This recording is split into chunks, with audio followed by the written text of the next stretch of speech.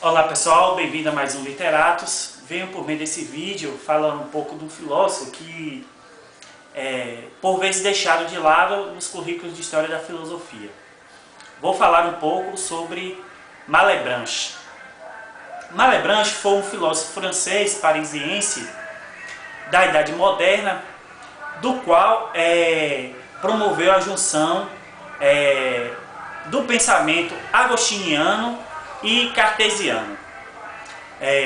A partir de Descartes, o seu racionalismo, o seu dualismo, o método cartesiano, e de Agostinho a teoria da iluminação.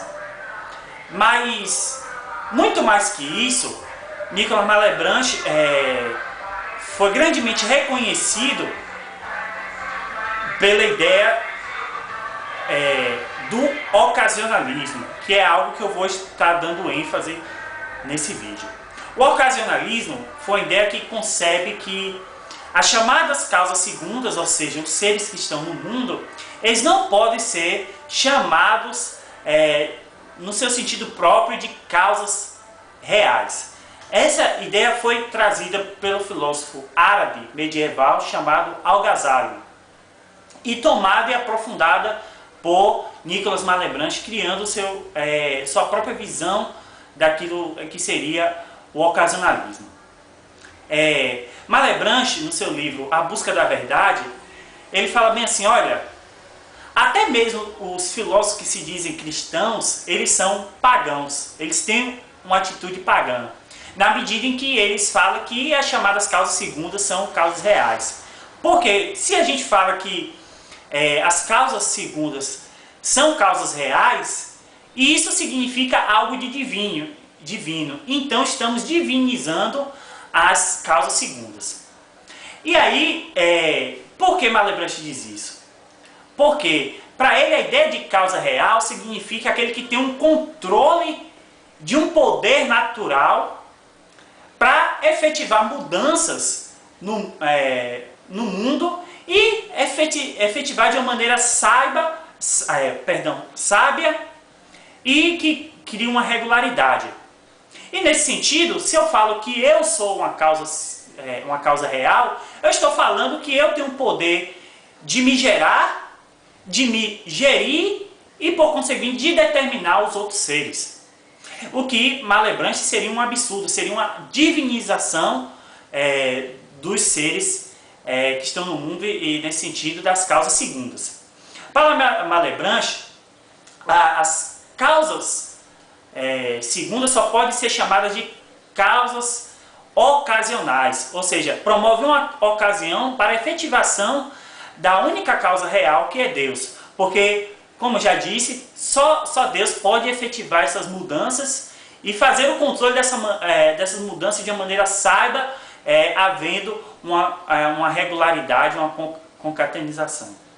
Então, Deus efetiva a sua causalidade, determinando os efeitos naturais para que eles ocorram de uma maneira coordenada e com um poder exato para efetivarem.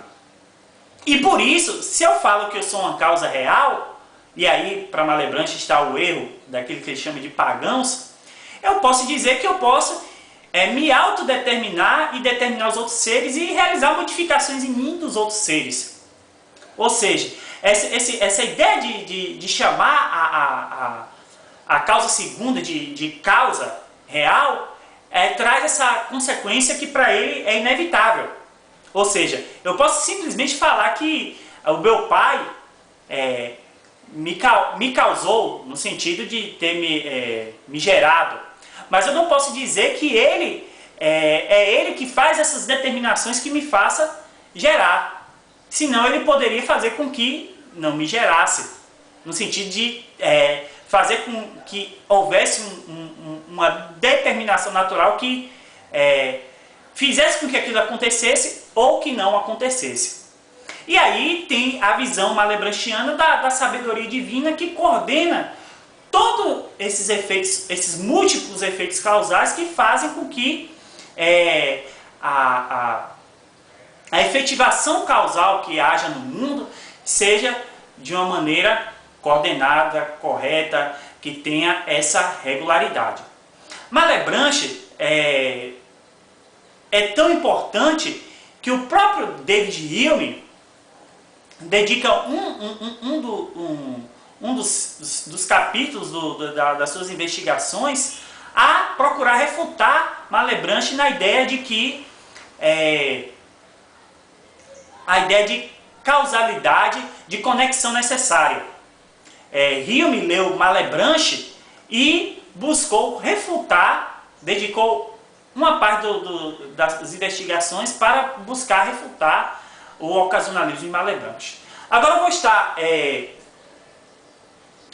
falando para vocês algumas das obras de Malebranche, algumas das principais obras dele.